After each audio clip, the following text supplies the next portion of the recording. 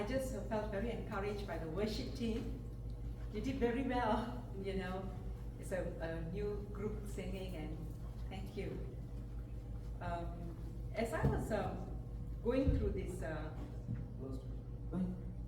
This way? I'm sorry. As I was reading, you know, I read several times Hebrews 12. And there were different verses that spoke to me, and and some words popped up to me on perseverance, on endurance, on discipline, on trying to live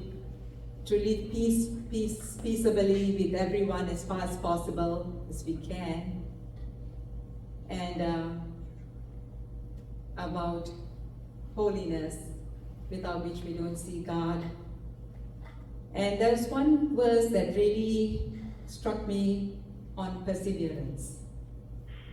It says that, therefore, since we are surrounded by such a great cloud of witnesses, let us throw off everything that hinders and the sin that so easily entangles, and let us run with perseverance the race marked out for us, fixing our eyes on Jesus, the pioneer and perfecter of faith.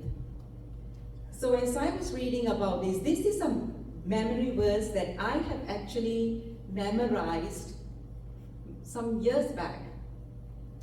It's on the verse is about let us throw off everything that hinders and things that can encumber or entangle us. And the illustration is given, I think, by the author about an athlete preparing for a race. The athlete when he's preparing for the race, he has all these weights with which he's preparing, whether it's just a cross country, or whether it's the marathon, or whether it's the Olympics. He's preparing hard. But when he's running the race, he has to throw away all the weights. So he is light.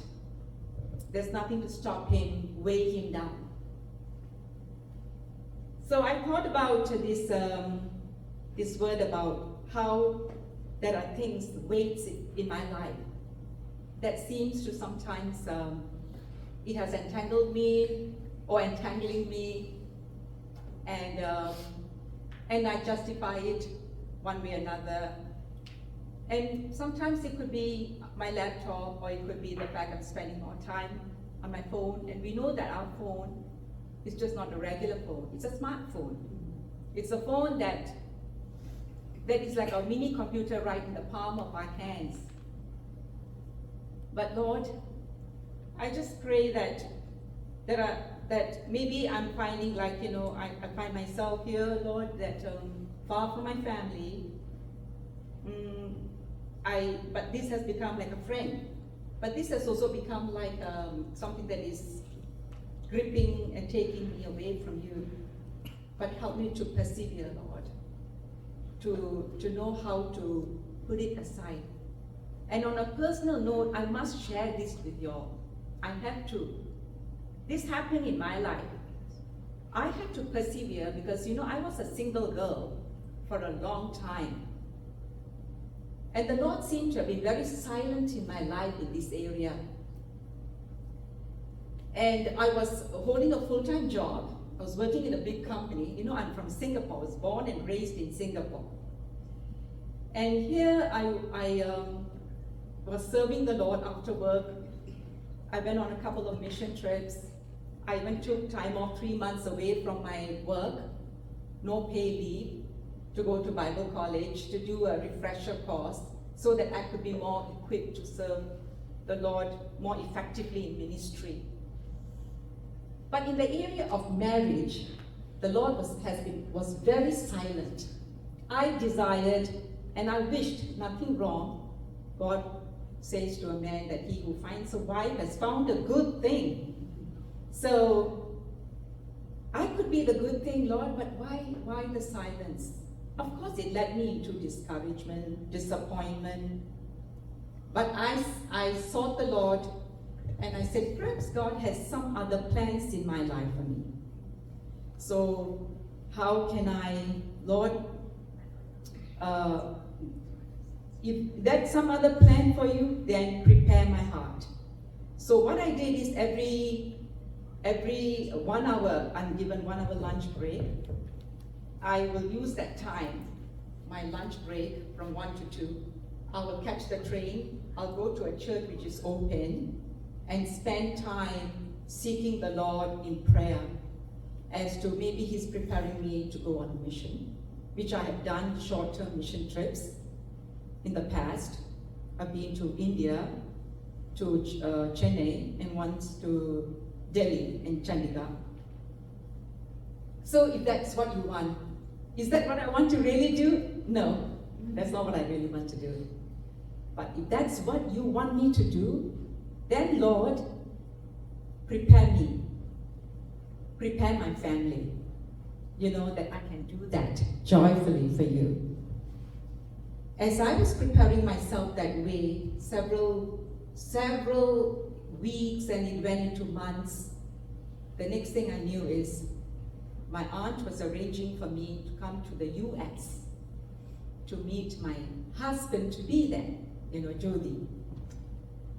And to cut a long story short, in 3 months, we were married. He flew down to Singapore, we were married.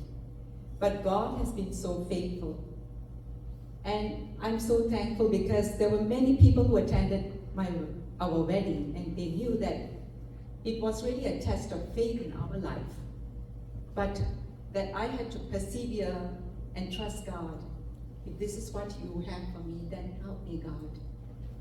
It is, but it doesn't mean now that I'm married, everything is like they say here, honky-dory. Honky-dory on the left, nothing, right? But we have to go through some hard, difficult challenges. It's two people coming together, trying to adjust, adapt, change, and learning to say sorry. Even if you think you're right, saying sorry first helps. And when I look at Christ, Christ had endured the shame of the cross, and He had gone through that endurance. When I look at Christ, He persevered with a purpose. So Lord, when I'm persevering now again, in a different season, in a different chapter of our lives, now as a couple, help us in areas. Not many times we can agree, many times we fight and I'm thinking, where did this come from? But then we said, we are just not two people. We have a third person in our marriage, and that's Christ. A cord of 3 strands is not easily or quickly broken, because Lord, you brought us together. And so when we go through challenges, and sometimes it looks like I feel like running away, I just said, well, I know what it took for me to wait upon the Lord for my husband, that you were preparing for me here in the US. So I'm very, very thankful that I can look up to Christ, who has always been my groom, my bridegroom. And even in marriage, He is my bridegroom, that we can turn to Him. When we differ in our opinions or we have a lot of differences, we can go back to Him. So with that, I want to just say that Christ is the perfecter and the pioneer of our faith. And He endured the cross. He will give us the grace to endure, to persevere, to be persistent in whatever things that we are trusting in this season of our lives.